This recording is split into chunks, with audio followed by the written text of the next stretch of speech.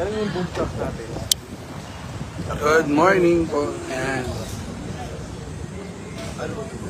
Dumaan lang po kayo saglit dito sa simbahan. And tingnan natin yung puno.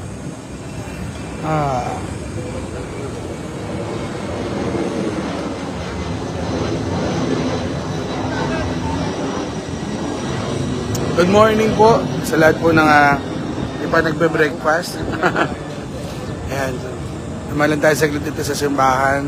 So si La Father po, Noel, nandito na po, tsaka ang ating DRM team, si po, tsaka si Michael. So, ayan, actually may nagka-cut na. Documented naman nila lahat na. So, ayun. Hi. Ito yung puno ng acacia dito.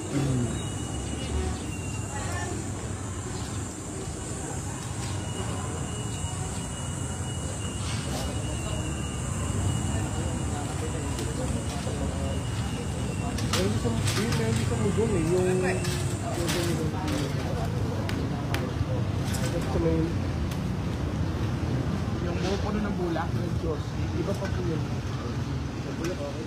Okay na yan.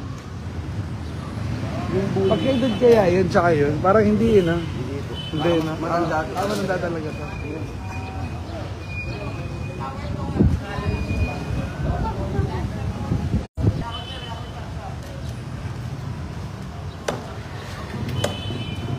Ayun, iba natanog nung puno, nung gano'n, nung trunk.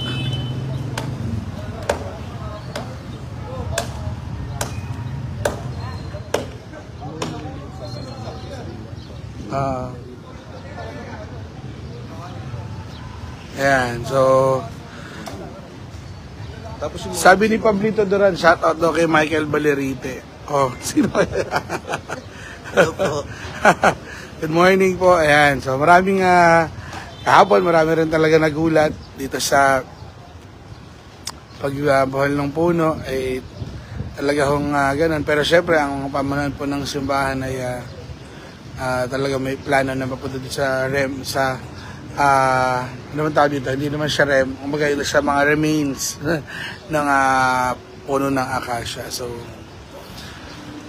documented doon is 1880s So, pero marami na niniwala mas earlier pa ito na itanim kasabay nung pagsisimula ng simbahan. Ayun. So, good morning po. Yun po ang chinek lang po natin. So, saka nagpa-selfie na rin ako dito sa puno bago siya i-alis. Ayan.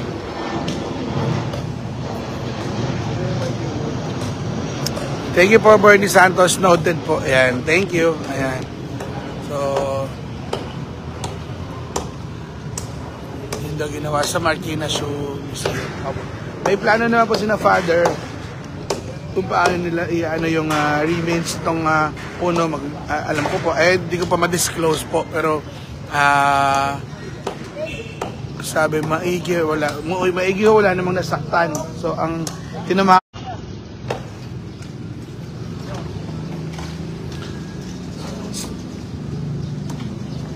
makikipasok.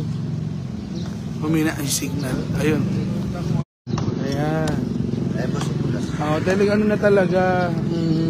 Lalo po natin sa Oo. Usually yung buo talaga yan, ano?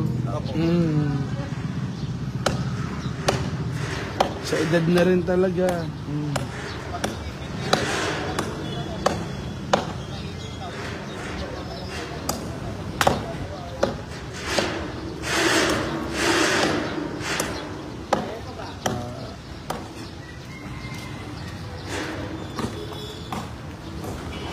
Laki yun. Laki nito, hindi mo mayayapos sa laki. Kaya syempre kahapon nagulat, marami rin na nalungkot. Kasi syempre part na ng memory ng lahat ng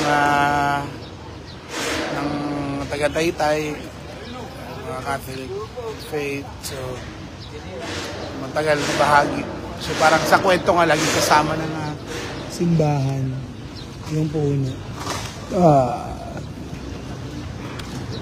Ayun, so yun lang. Good morning po. Ay kay Gordy Columnas, kay Sheila Perilonia, kay Mercy Rubio, kay Michael Tolentino, kay Lorna Bustamante. Ayan. Yun lang po. Ako'y nag-bid lang ng goodbye sa puno. At, but still, syempre yung faith natin nandiyan. At alam naman ni Lord John at ni San Juan. So, salang din lang din inabot ni ngayon declaration. Anyway.